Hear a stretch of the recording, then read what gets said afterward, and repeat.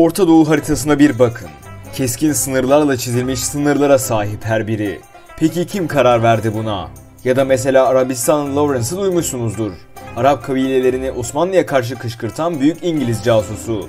Onun bu kadar başarılı olmasını sağlayan hocasını biliyor musunuz peki? Orta Doğu'yu şekillendiren kişi arkeolog kılığındaki Gertrude Bell adındaki bir İngiliz casusu aslında. Aynı zamanda Arabistan'ın Lawrence'ın da hocası. Peki kimdir Gertrude Bell? Orta Doğu'yu pasta keser gibi nasıl kesebilmiştir?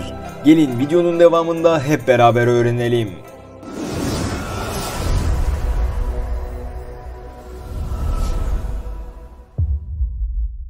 Gertrude Bell, İngiltere'nin Durham County kentinde ayrıcalıklı bir ailenin çocuğu olarak dünyaya gelmiş ancak 3 yaşında annesini kaybetmişti. İkinci bir evlilik yapan babasının yanında üniversiteye kadar kaldı. Daha sonra tarih okumak için Oxford Üniversitesi'ne gitmeye karar verdi. Burada iyi bir eğitim alan Gertrude Bell birincilikle mezun oldu. Mezun olduktan sonra dünyayı gezmeye karar verdi. 2 kere dünya turu yaptı. 1989 yılında Kudüs'e bir ziyarette bulundu. Bu ziyareti sırasında civar bölgeleri de gezerek Arap kültürünü tanıdı. Arapların yaşam tarzından etkilenen Gertrude Bell'i Araplar da çok sevdi. Hatta ona çölün kızı ismini taktılar. Arap diyarlarını dolaştığı süre boyunca Avrupalılara çöl hayatını tanıtan yazılar yazdı. Gertrude Bell 1907 Mart'ında arkadaşı arkeolog William Ramsay ile birlikte Anadolu'ya geldi ve bir süre sonra İngiltere'ye döndü.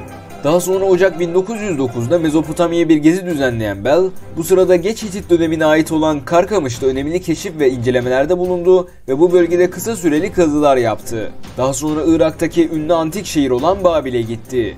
Gertrude Bell artık Arap dünyasına oldukça hakimdi. Onları iyi tanıyordu. Neyden hoşlanırlar, ne yapılması onları kızdırır hepsini biliyordu. Bu dönemde kızışan siyasi ortamlar gösteriyordu ki dünya haritası yeni bir düzen alacaktı. Her devlet, her devletten pay koparmaya çalışıyordu. İngilizler de yeni dünya düzeninde Osmanlı İmparatorluğu'nun sahip olduğu toprakların yeni sahibi olmak istiyordu. Orta Doğu bölgesinde hakimiyet sağlamak, İngiliz İmparatorluğu'nun en önemli sömürgeleri olan Hindistan ve Avustralya'ya ulaşımı sağlamak için gerekliydi. Tabi o zamanlar Arap Yarımadası'nın bu kadar petrol zengin olduğu tahmin bile edilemiyordu. İngilizlerin Orta Doğu'ya göz dikmesinin sebebi petrol değildi o yüzden. Onlar aslında hem sömürgelere giden yolları kontrol etmek istiyor, hem de Arapları Türklerden ayırarak hilafeti dağıtmayı veya hilafeti Araplara geçirerek halifeyi kontrol etmek istiyorlardı. Çünkü halife tek bir emriyle Hindistan sömürgesinin yarısını İngilizlere karşı ayaklandırabilirdi. İngilizler bu riski almak istemiyordu. Ancak sadece askeri bir savaşla Arapları Türklerden koparamazdı. Casusluk faaliyetleri ve derin devlet işleri şarttı. Gertrude Bell'in Arapları bu kadar iyi tanımasını değerlendirmek isteyen İngilizlerin devleti onu casuslarından biri yaptı. Percy Cox ve daha sonraları Arabistanlı Lawrence olarak tanınacak Thomas Edward Lawrence ile birlikte takım halinde çalıştılar. Gertrude Bell hangi kabile neyden hoşlanır, ne kadar para vaadiyle kandırılabilir hepsini biliyordu. Bildiklerini Arabistanlı Lawrence anlatıyor, o da kabile reisleriyle pazarlığa oturuyordu. Birinci Dünya Savaşı'ndan önceki dönemde yoğun bir şekilde kabileler arası mekik dokudular ve büyük bir Arap devleti kurulacağına inandırdılar. Dünya Savaşı'nın başlaması ve Osmanlı'nın zor bir döneme girmesiyle beraber Araplar Şerif Hüseyin'in önderliğinde ayaklandı. İsyan gerçekten de başarılı oldu ve İngiliz ordusunun da desteğiyle Osmanlı bugünkü Türkiye topraklarına kadar sıkıştı.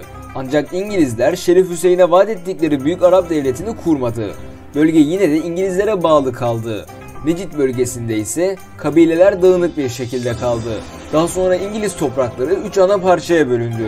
Hicaz Krallığı isyanın başındaki Şerif Hüseyin'e verildi. Daha sonra bu devlet Necid Sultanlığı tarafından fethedilecek, daha sonra günümüzdeki Suudi Arabistan kurulacaktı. Mavera-i Ürdün Emirliği, Şerif Hüseyin'in oğullarından Abdullah'a, Irak ise Şerif Hüseyin'in diğer oğlu olan Faysal'a verilmiştir. Bu devletler arasındaki sınırların çizilmesinde Gertrude Bell'in yönlendirmelerinin çok büyük bir etkisi vardır. İlerleyen zamanlarda Irak Kralı Faysal ile Gertrude Bell arasında yakınlaşmalar görülür. Sürekli beraber piknikler yaparlar. Hatta bu yüzden Gertrude Bell için Irak'ın taçsız kraliçesi de denir. Ancak sağlığının bozulması sebebiyle bunalıma giren Bell, 12 Temmuz 1926 tarihinde yüksek dozda uyku hapı alarak intihar eder. Bağdat'ın Babel Şarji ilçesinde İngiliz mezarlığında toprağa verilir. Cenazesine arkadaşları, İngiliz yetkililer ve Irak Kralı Faysal dahil olmak üzere çok sayıda insan katılır. Mezarlığa tabutu taşınırken Kral Faysal'ın özel balkonundan olayı izlediği söylenir. İşte Orta Doğu'yu dilimleyen kadın Gertrude Bell'in hikayesi budur. Böylece bir videomuzun daha sonuna geldik. Videolarımızdan haberdar olmak için abone olmayı ve bizlere destek olmak için videoyu beğenmeyi unutmayın.